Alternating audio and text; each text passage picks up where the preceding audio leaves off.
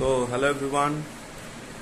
তো আজকে যে জিনিসটা নিয়ে আমি কথা বলতে চাই সেটা হচ্ছে my election prediction of 2024 Lok Sabha election. তো এই 2024 লোকসভা ইলেকশনে 543টা সিটে ভোট হবে। মেজরিটি গভর্নমেন্ট গঠন করার জন্য 272টা সিট দরকার।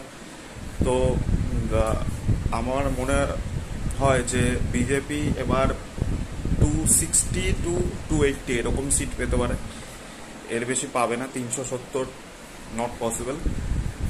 তো আমার মনে হচ্ছে বিজেপি 260 টু 280 সিট পেতে পারে। যদি 272 পেয়ে যায় তাহলে একাই গভর্নমেন্ট গঠন করে দিতে পারে। আর এনডিএ ইন টোটাল 300 থেকে 310টা সিট পেতে পারে। Let's see.